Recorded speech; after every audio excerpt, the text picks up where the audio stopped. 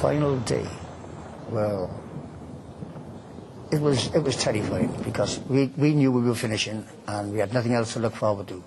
And I got to be fair, everybody was in a state of shock. I voted Labour all my life. Jim said he'll keep the works open as long as possible. It left people heartbroken. And when they had the redundancy money, they just paid off their debts and they were just living hand to mouth.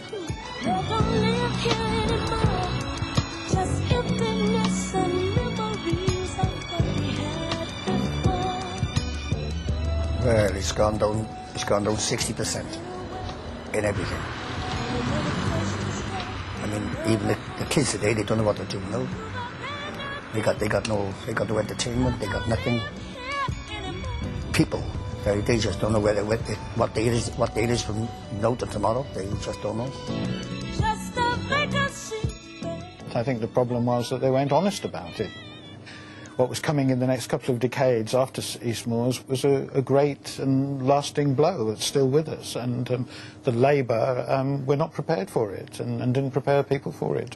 It is a little rich when his supporters trumpet the idea of a good constituency MP when, as Prime Minister, in the very heart of his own constituency, thousands of jobs were lost as a result of the closure of East Moors. Those Cardiff South hopes of 1945 had turned into cynicism and despair. Would Callaghan's constituency record be redeemed by his national one? Callaghan's first cabinet job was as Chancellor in Harold Wilson's 1964 government. Surely the former taxman would be a dab hand at the figures. Callaghan had a good grasp of taxation issues. After all, his first job was as a tax officer, but on wider economic issues, he was not very well informed. I think he'd be the first to admit that he was no economist. He was a politician Chancellor rather than an economist Chancellor.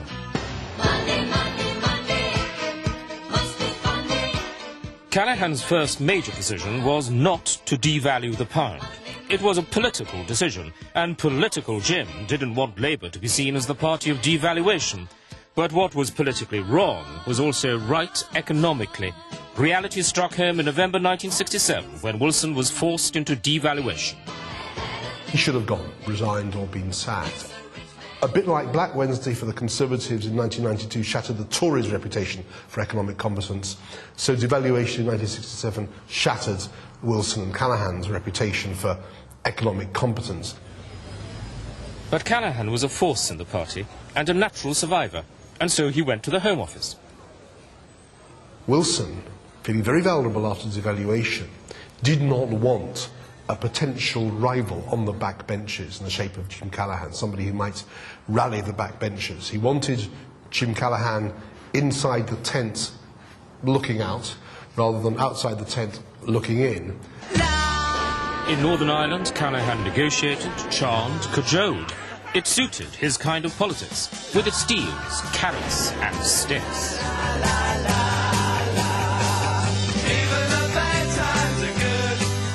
Then the Irish crisis blew up. At the time, the Home Office were responsible for Ireland, and Jim went out there during the riots. And there's a very famous picture of Jim in a bedroom window talking to the dissidents below. He looked right, he looked honest, he looked genuinely concerned with their problems. The criticism that can be levelled at Callaghan was that they tried to apply a band-aid solution to a problem that required far deeper surgery. Despite these two inglorious tours of duty, the nickname Lucky Jim seemed here to stay. It was failure to middling success that one would rate him, rather than being a success in either job. With a little luck, we can help it out. We can make this whole. In the 1974 Labour government, Callaghan landed the Foreign Office, where he proved to be pro-American and cool on Europe. but also very friendly with another broker of deals, Henry Kissinger, the US Secretary of State who many thought to have blood on his hands after the illegal bombing of Cambodia during the Vietnam War. In 1976 came Harold Wilson's decision to make way for an older man, as he cheekily put it, and Callaghan now found himself running a government which was running out of time, votes and ideas. Oh, technically, yes, we are now a minority government. Yeah. However, if we just wait long enough for the economy to pick up, then call the election in, 1979. And I'm sure that in the long run, Michael will make a superb leader. The sick British economy was the key issue, and everything depended on whether monetarism and squeezing the money supply could work. Mrs. Thatcher would take up the same cudgel with enthusiasm. To the pickets and the strike committees. You saw businessmen having to queue. We've got to overcome this inflation. There is no hope for the unemployed until we do. But if it's successful, if it is examined fairly and constructively, then it could make another savage cut in rising prices. And it would lead... And soon Callaghan's judgment was being questioned again when he decided not to call an election in the autumn of 1978. I haven't been kissed by a girl... He said in that sort of half-joking, half-serious way that he has, I don't want any of you to tell me when the election is going to be. And I wrote him a note in September to say we ought to have an election now, late September, early October. I believe that then, I believe it every year since. And I think if we had gone then, we would have been the largest single party, and Jim would have been Prime Minister for another 4 years. By the winter of 1978, Callaghan was not only squeezing the supply of money and cutting public spending, he was also trying and failing to get the unions to agree to an incomes policy. The result was the winter of discontent, with strikes closing down public services. With inflation and unemployment both on the up, Britain really wasn't working anymore. Returning from a conference in the Caribbean, Callaghan was caught at the airport by a Sun reporter. His alleged comment didn't exactly help matters. Crisis? What crisis? When he was asked by a reporter at the airport, what do you think of the mounting chaos in Britain?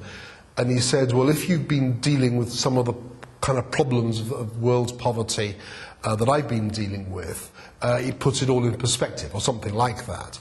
The Sun caught the mood of the country with its headline, Crisis, What Crisis? And he was tagged with being out of touch.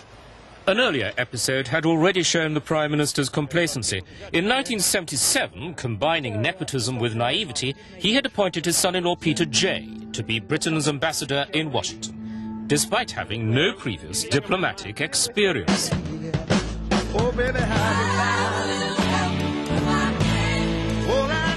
But it was Parliament that finally did for him. Lacking a majority, Callaghan did yet another deal. This time with the Liberals, who helped keep the good ship Jim afloat. When that fell apart, he had to look elsewhere for a friend.